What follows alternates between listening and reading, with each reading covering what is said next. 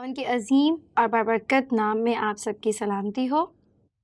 आज फिर नाकाबिल यकीन टीम के साथ एक और न्यू एपिसोड को लेकर आपकी खिदमत में हाजिर हूँ और उम्मीद करती हूँ कि खुदावंद ने आपको इस पूरे हफ्ते में अनगिनत बरकतों से नवाजा होगा और आप हमारे इस प्रोग्राम के वसीले से भी बहुत बरकत हासिल कर रहे हैं।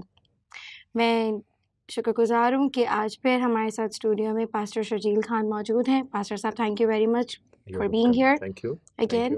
और जैसा कि आप जानते हैं कि हम पिछले 6 हफ्तों से एक बहुत ही अहम मौजू पर गौर व फिक्र कर रहे हैं, जो हमारी ज़िंदगियों के लिए एक बाइस बरकत तो है, लेकिन हमारे लिए सोचने का मकाम है कि हम उस आखिरत में या उस मुसीबत ज़्यादा ज़माने में हम किन चीज़ों को फेस करने को है, हम उनके बारे में सीख रहे हैं। और हमने लास्ट एपिसोड में छठी मोहर के खुलने पे सीखा था और हमने उस पर गौर किया था, जिससे हमें बहुत सारी हैरत अंगेज़ वाक़यात जो हुए हैं उनके बारे में हमें सीखने का मौका मिला। लेकिन आप ये ज़रूर एक सस्पेंस में आ गए होंगे कि हमने उस आधे हिस्से को हमने आपके सामने खोला था और आज फिर इस न्यू एपिसोड में हम उसके आगे क्या होने को है, इन गहरी और अमीर बातों को, इन भेदों को आगे जानने के लिए पास्टर साहब आज फिर हमारे दरमियान में मौजूद हैं और वो उन बातों को आज खोलेंगे। आई नो आपके ज़हन में भी सस्पेंस आया होगा और आप पूरा हफ्ता सोचते होंगे कि आगे अब क्या होने को है और दुनिया पर इसके क्या असरात होने को हैं। आई नो कि आप पहले से आधी बातों को जान चुके हैं कि दुनिया किस डिस्ट्रक्शन फुल टाइम को आगे लेके जा रही है, लेकिन और क्या तबाही होने को है उसको हम आज के एपिसोड में जानेंगे।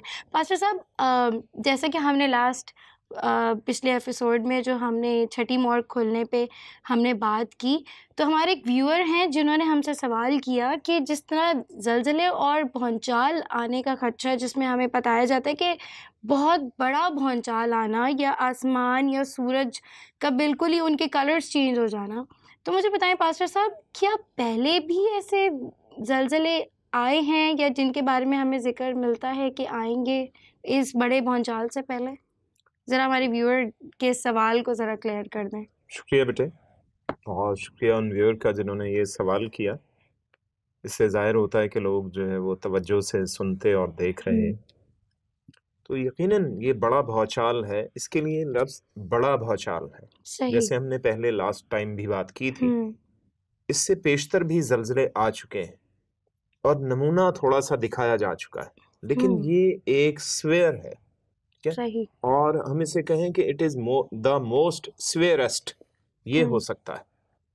उससे पहले ज़लज़ले आए हैं और आते रहे हैं, बहुत बड़ी-बड़ी तबाहियाँ दुनिया में हो चुकी हैं, तारीख़ इस बात की गवाह है और बाइबल उन सब के बारे में कुछ ना कुछ आगाही हमें देती रही है।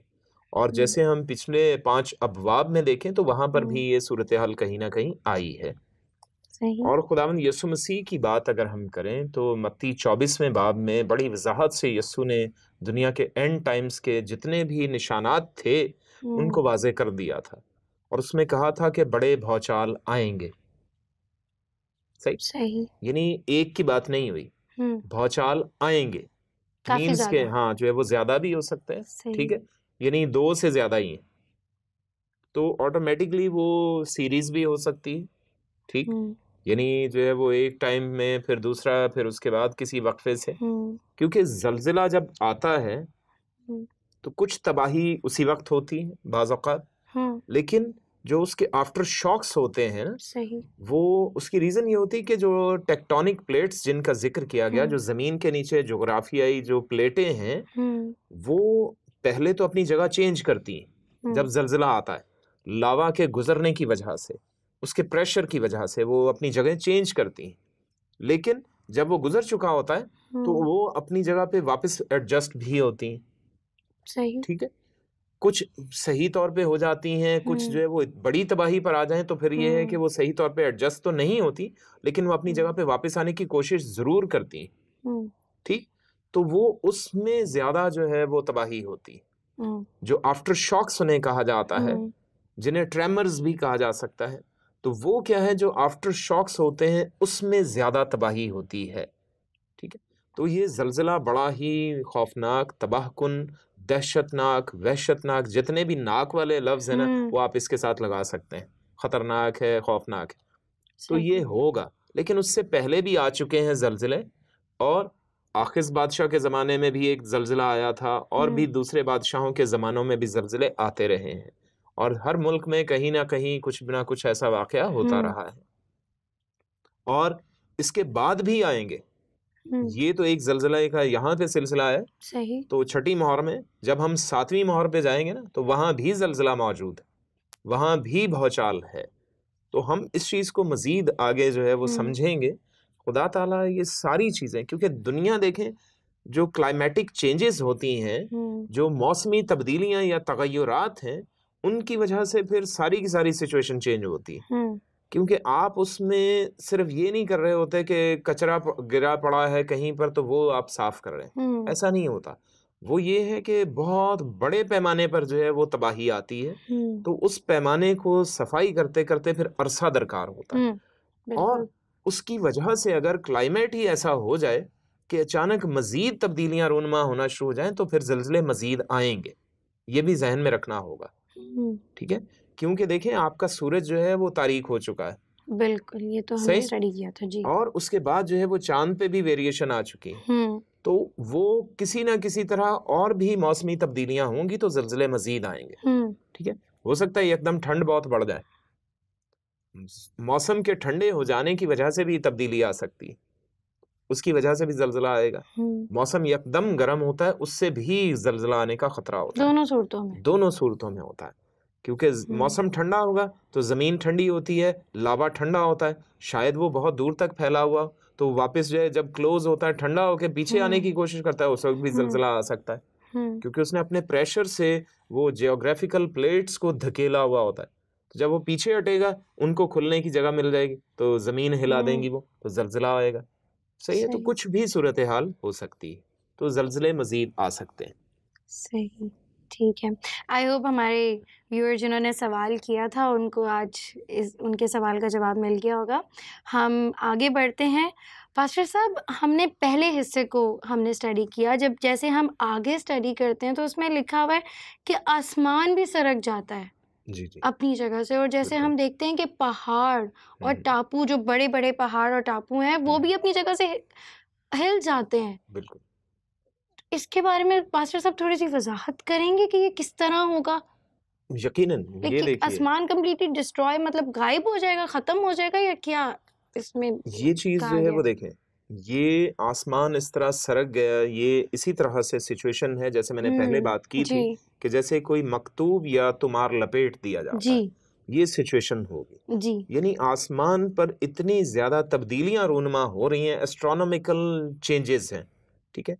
वो ये बुक जो इसको इंग्लिश में जो है वो तो कहते हैं ना एपोकलिप्स है, सही? जो ग्रीक वर्ड एपोकलिप्सुस से आता है। ठीक है। तो उसके माना है अचानक किसी चीज़ का ज़ाहिर हो जाना, रूनमा होना या इंकिशाफ हो जाना, किसी सही। पर्दे का चाक हो जाना, ठीक है? या वेल उतार दिया जाना या बेनकाब हो जाना, इसके माना ये, बुक का नाम ये है।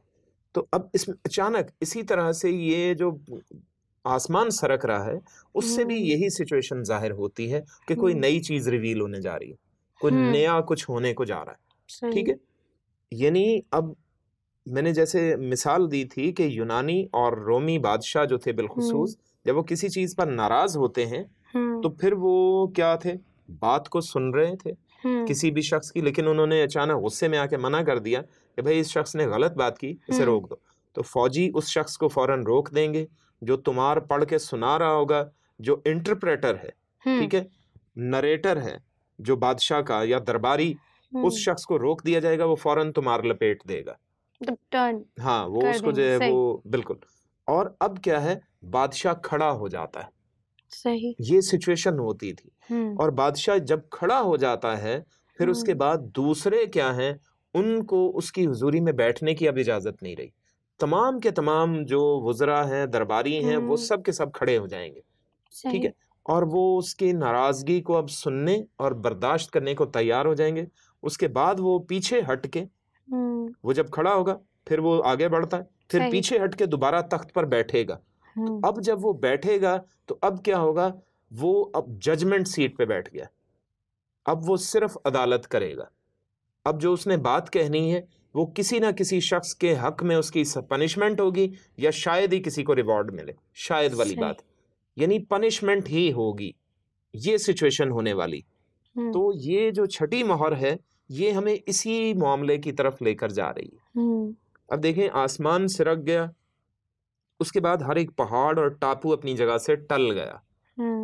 वो जो जलजिला आया है ना, उसकी बिना पर ये सारी सिचुएशन हो रही। मैंने कहा कि जो ऊंची जगह है वो नीचे बैठ गई और जो नीची जगह है वो ऊपर आ जाए। सही। अब इसमें भी दो वजूहात जलजिले की वजह से भी हो सकती है और दूसरा न्यूक्लियर बॉम्ब के अटैक की वजह से भी हो सकता है। ये सब वो कैसे? न्यूक्लियर बॉम्ब जब उससे जो है वो डिस्ट्रक्शन होती है तो वो क्या होता है, उसमें जो रेडियो एक्टिव वेव्स उससे निकलती हैं और रेडियो एक्टिविटी का जो इम्पैक्ट होता है ताबकारी का, वो जमीन के जिस लेवल तक जितनी उसकी इंटेंसिटी होगी, न्यूक्लियर बॉम्ब की पावर होगी, उसकी शिद्दत की बिना पर वो क्या करता है कि जो है वो जमीन के हिस्सों को वाइब्रेट करवा देता है, उसकी फ्रीक्वेंसी बढ़ा देता है, तो बहुत ज्यादा बढ़ जाएगी जी, बहुत तेजी से जमीन के हिस्से मूव कर जाएंगे। तो जब ऐसे यूं हिलेगी चीज जैसे पियानो की कीज हिलती हैं, सही। तो उस तरह से क्या होगा कि टीले जो है वो जब उछल के नीचे बैठेंगे तो वो नीचे दब जाएंगे। सही, पहाड़ उछलेंगे और वो नीचे जब बैठेंगे तो जमीन को धंसना शुरू हो जाएंगे। सही, और जो जो जमीन घाटियां थी, खाइयां थी, वो भरना शुरू हो जाएंगी। सही, तो उसकी वजह से लेवल सा होना शुरू हो जाएगा। लेकिन सिर्फ यही नहीं है कि दुनिया में सिर्फ पहाड़ टीले ही तो नहीं है, हाँ जी। लोग भी तो बसते हैं उन्हीं पहाड़ों टीलों के साथ जी। उनका भी यही हाल होगा, वो भी इस तबाही का सामना करेंगे। घर रहने के लिए शायद बाकी ना बचे इन जल्जलों के बाद, इन जल्जलों और इन तबाहियों की बिना पर। ये वो ट्रिब्यूलेशन का खास एंड टाइम है, एक तरह से जो बड़ी मुसीबत है उसका एंड टाइम है। उस सिचुएशन में लोग, आगे देखिए क्या लिखा है, और जमीन के बादशाह और अमीर और फौजी सरदार और मालदार और जोरावर और तमाम गुलाम और आजाद पहाड़ों के गारों और चट्टानों में जा छिपे। घरों के ऊपर जो है वो तबाही आ गई, घर गिरना शुरू हो गए। बिल्डिंग्स जब गिरेंगी तो छोटे जो नीचे वाले घर होंगे उनके ऊपर भी गिरेंगे, उनको भी बर्बाद करेंगे। तो सर हम देखते हैं कि ये लोग जो हैं जब वो गारों में जा रहे हैं छुपने के लिए, अपनी पनाह के लिए, तो सर उस वक्त तो जैसे ये तो सब हिल जाएगा ना, पहाड़ और सब हिल जाएंगे, तो उस मतलब एक तो कंप्लीट डिस्ट्रक्शन हो जाएगी। तो इनको कहाँ जगह मिलेगी कि अपने आप को छुपा सकें? यही चीज है। अब इसमें बिल्डिंग्स जब गिरती हैं, सही, तो उनके इर्द गिर्द जो छोटी जगह होंगी वो तो दब जाएंगी उनके नीचे। सही, तो घरों में रहने की जगह कम से कम हो गई। ठीक है। और घर जो बाकी बचेंगे भी, लोग उनसे भी डरेंगे कि बिल्डिंग में किसी में नहीं रह सकते, किसी वक्त फिर जलजिला ना आ जाए। सही, इसलिए लोग जो है वो जो बाकी, अब पहाड़ जो गिरे हैं, कहीं भी टापू हिले हैं, उनकी गारें तो उनके साथ ही हैं। सही, ठीक है, या कुछ गारें मजीद नई भी बन सकती हैं। तो उनकी कोशिश होगी कि ये हमारे लिए महफूज पनाहगाह है, घर से बेहतर वो सिचुएशन है। सही। तो लोग अब देखें किस किस किस्म के लोग हैं, बादशाहों से लेकर गुलामों तक सब के सब जो है भाग पड़े। बिल्कुल, जो अपने महल बना के महलों में रहने वाले हों या झोपड़ियों में रहने वाले हों, सब लोग अपनी जगह से हिल गए। यानी एक भी शख्स इस चीज से बचा हुआ नहीं।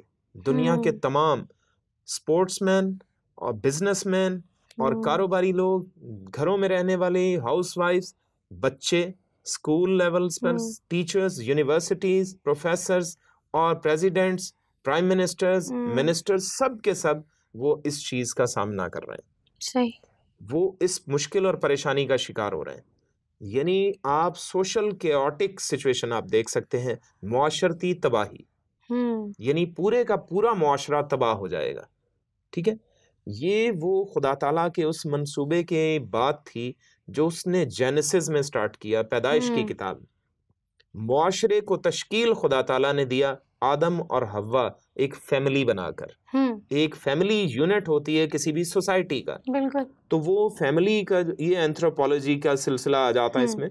तो वो सारी सिचुएशन जो थी, अब उसके बाद क्या होता है, अब उसी चीज में बिगाड़ पैदा हुआ था, उसी में गुनाह आया था फैमिली में। जब फैमिली में गुनाह आएगा तो इसका मतलब सोसाइटी में गुनाह आया, सोसाइटी में गुनाह बिल्कुल आया तो मतलब जी कंट्री में आ गया, मतलब वर्ल्ड पूरी जो है यस गुनहगार हुई। तो बिल्कुल उस सिचुएशन को अब दुरुस्त करने के लिए खुदा हम्म ताला फिर गुस्से का इजहार कर रहा है। सही उसने इतना तहम्मुल किया है, इतना बर्दाश्त किया है, इतना सब्र किया है, मैं ये लफ्ज़ उसकी ज़ात के लिए हम्म इस्तेमाल कर रहा हूँ जो मुनासिब नहीं है, हम्म लेकिन वो तहम्मुल करने वाली ज़ात है। वो खुदा ताला जो है वो हलीम और फ़िरौतन खुदा के तौर पे अपने आप को पेश करता है, लेकिन वो बादशाहों का बादशाह भी है, वो आदिल हम्म मुनसिफ भी है, वो कंप्लीट जज है, हम्म ठीक है? और परफेक्ट जज, हम्म उसे सब चीज़ों का इल्म है। सही वो रत्ती बराबर भी वो गलत फैसला नहीं कर सकता, हम्म ना करेगा। यहाँ पर यही सिचुएशन होगी। लोग जो है वो देखें छोटी-छोटी बातों पे भी लोग क्या है एक दूसरे को धोखा देते हैं, हम्म सही? और मैंने जैसे पहले भी कहा था कि एक रीज़न भौचाल आने की सिर्फ मैंने एक रीज़न बताई थी ग्लोबल वार्मिंग, सिर्फ एक रीज़न मैन मेड, हम्म उसके अलावा बहुत सी हैं। हम्म हम जो अपने 4G सिस्टम्स यूज़ करते हैं, हम्म 3G सिस्टम्स यूज़ करते हैं, हम्म 3G की पावर या इंटेंसिटी जो उसकी वेव जो निकलती हैं, उससे जो इलेक्ट्रोमैग्नेटिक वेव्स निकलती हैं, उनकी स्ट्रेंथ कम होती है। हम्म उसके असरात ज़रूर होते हैं। लोग हार्ट पेशेंट्स जो हो रहे हैं ना बहुत ज़्यादा और हम्म छोटी उम्र में, उसकी वजह है एक ये भी। 4G सिस्टम उससे कहीं ज़्यादा पावरफुल होता है, हम्म सही? उसके टावर्स लगते हैं, उसके बूथ लगते हैं, उसके बूस्टर्स बनते हैं। हम्म उनसे जो रेडियो एक्टिव पावर निकलती है, उनसे इलेक्ट्रोमैग्नेटिक वेव्स निकलती हैं, वो सब के सब क्या हैं? वो इंसानी बॉडी पर, वो हवा पर, वो परिंदों पर, वो जानवरों पर, सब चीज़ पर असरात मुरत्तिब करती है। सही पूरे एटमॉस्फेयर पर उसका इफ़ेक्ट होता है। हम्म और अब 5G सिस्टम इंट्रोड्यूस करवाया जा रहा है। 5G 5G 5G सही। तो 5G सिस्टम में ये होगा कि आप जो है वो यानी मेटेलिक चीज़ों का इस्तेमाल ही नहीं होगा, फ़ोन में भी मेटल नहीं होगा। ठीक है? उसमें totally touch screen, touch system, सही? आप एक ब्रेसलेट बना के उसको हम्म हाथ में पहनेंगे और उसको आप टच करेंगे तो आपकी स्किन के ऊपर, आपके पाम के ऊपर, आपके हाथ या बाजू के ऊपर, फोर आर्म के ऊपर एक स्क्रीन बन जाएगी, ऑटोमेटिक, सही है? उसमें से वेव्स निकलेंगी, वो एक स्क्रीन जो है रोशनी की सूरत में बन जाएगी, उस पे सारे का सारा सिस्टम चलेगा तो आपका। जैसे वो अक्सर हम देखते हैं हमारी देखा जाए जैसे बच्चों की एक होती है जैसे स्टार वॉर्स हम जी, देखते हैं बिल्कुल। तो वैसे ही सारा सिनेरियो तो सर ये तो बिल्कुल। इस इससे जो है वो ये बहुत साइंटिफिक सिचुएशन की तरफ हम टेक्नोलॉजी भी एडवांस कर रहे हैं, हम्म लेकिन उससे होने वाले जो कॉन्सिक्वेंसेस हैं, हम्म जो बुरे नताइज हैं, उनको हम नहीं देख रहे होते। हम्म ठीक है? अब परिंदे बहुत से मरे हैं चाइना में 5G टावर्स लगाने की वजह से। उनकी कबूतर बैठे उन कैपेसिटी टावर्स के ज़्यादा ऊपर, बढ़ने की वजह से वो उसकी जो है वो इतनी ज़्यादा इलेक्ट्रोमैग्नेटिक पावर थी कि उनको हार्ट अटैक हुआ उसी टावर पर बैठते ही। तो सर वो परिंदे थे हम इंसान हैं बेशक, और इंसानों ने मुसलसल उस चीज़ का इस्तेमाल करना। परिंदे भले साइज में छोटे थे, हम्म लेकिन वो उन पर कितनी जल्दी इफेक्ट हुआ और इंसानों पर भी होगा, सही? और उसके साथ-साथ उसकी वजह से दुनिया में तबाही भी बढ़ती है। हम्म लोग बीमार भी ज़्यादा होंगे, हम्म लोग परेशान हाल भी ज़्यादा होंगे, और इस खौफनाक सिचुएशन में जब तबाही पूरी दुनिया पर फैली हुई है, हम्म लोग जो हैं वो घरों में रह नहीं सकते, तो हम्म बीमारों को कहाँ लेकर जाएँगे? ये भी है सही? हॉस्पिटल्स तो बर्बाद हो चुके होंगे, सही ठीक है? मेडिसिन स्टोर्स जो हैं वो नहीं हम्म अवेलेबल होंगे। तो सही लोग उनको छोड़कर, हो अपने प्यारों सकता को छोड़ देंगे जी, ये भी पॉसिबिलिटी होगी। अपनी जान बचाने के लिए लोग अपने प्यारों को छोड़कर पहाड़ों की तरफ भागेंगे और गारों में पनाह लेंगे और उनमें छुपने की कोशिश करेंगे। और एक गार में जी मैं तो रह सकता हूँ, मैं पहले पहुँच गया हूँ, और आपकी भी कोशिश है आप भी उसी गार में पहुँचें, हम्म तो मैं आपको वहाँ पे रहने की इजाज़त नहीं दूँगा, हम्म ठीक है? क्योंकि मैं आपको वहाँ पे अपने साथ जो खाने-पीने की चंद चीज़ें लेकर आया, उसमें शेयर नहीं दे सकता आपको, हम्म ठीक है? क्योंकि मुझे नहीं मालूम कि अगले दिन मुझे खाने को कुछ मिलेगा या नहीं। इसलिए मैं आपको धक्का देके गिराने की भी कोशिश कर सकता हूँ। हो सकता है खाई में गिरा दूँ, हो सकता है लड़ा के मारने की कोशिश करूँ, ये हम्म सिचुएशन दुनिया में हो चुकी होगी। लोग इस तरह की सूरत-ए-हाल से दो-चार होंगे, ठीक है?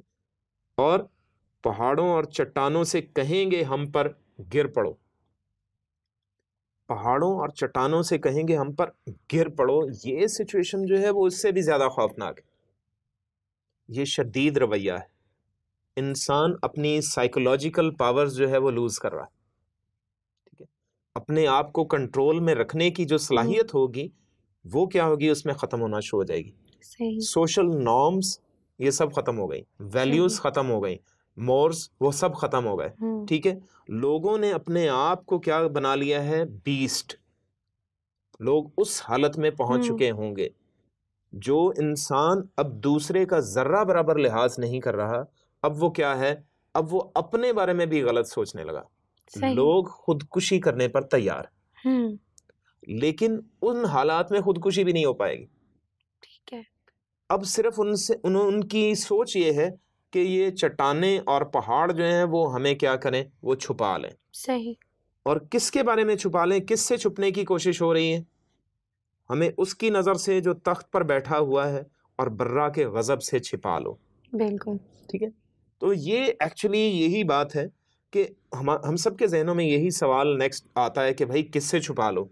तो वो छुपने की कोशिश होगी। मैं ये चाहता हूं कि मुझे जो है वो जो शख्स सामने अब आ रहा है जिसकी वजह से मेरी तबाही होने वाली है ना, मैं उससे छुप जाऊं। बच्चे घर में जब माँ बाप गुस्सा करते हैं फिर डांटते हैं तो फिर उससे छुपने की कोशिश करते हैं। बिल्कुल कुछ लोग तो सही बाथरूम में जाके बैठ जाते हैं, सही बात। जी लेकिन वहां पर पहाड़ों में अब जो है बाथरूम की जगह भी नहीं बची, सही सही।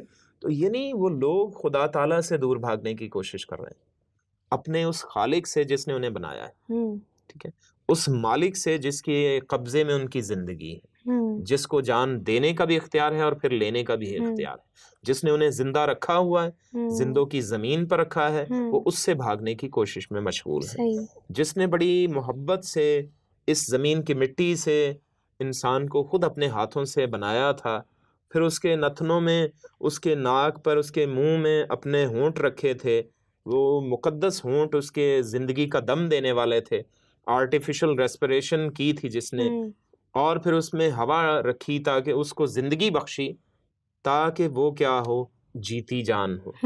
और रीजन ये था कि वो रोज उससे रफाकत रखे, खुदा ताला ठीक से रफाकत रखे। ठीक है अब सोचने वाली बात ये होती है कि जिसने इतना खूबसूरत बाग बनाया, जंगल खुदा ने बसाया नहीं था, बाग अदन बसाया था। बिल्कुल जंगल में बेतरतीबी होती है और बाग में एक तरतीब होती है। सही खुदा ऑर्डर का खुदा है, तरतीब का खुदा है, तो वो शुरू से ही इस चीज को पसंद करता है।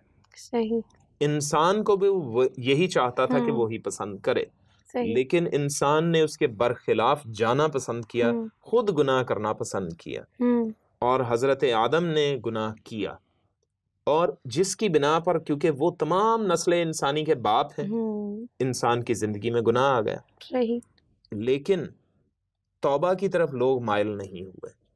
बार बार खुदा ताला अपने अंबिया के जरिए, अपने प्यारों के जरिए, अपने रसूलों के जरिए वो ये जाहिर करता रहा कि तौबा करो, तौबा करो, खुदा की तरफ रुजू लाओ, ताकि उसकी तरफ से ताजगी के दिन आए। लेकिन लोगों ने ऐसा नहीं किया, अपने हाथ के कामों से तौबा नहीं करते लोग।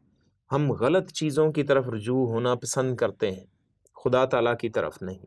अब जो है वो खास जजमेंट डे आने वाला है, रोज़े महशर आने वाला है, यानी दुनिया का एंड अपने जो है वो एज पर पहुंच चुका है। तो ये सिचुएशन बताई जा रही, उन लोगों को अब इस चीज़ का जो है वो अंदाज़ा हो रहा है, उनका कॉन्शियस, उनका शाउर भी इस चीज़ को अब उन पर वाजे कर रहा है, क्योंकि उन्होंने पहले जो सुन रखा था उन्होंने उसे जो है वो अनकॉन्शियस सिचुएशन में ही रखा, लाशऊर में रखा, ठीक है।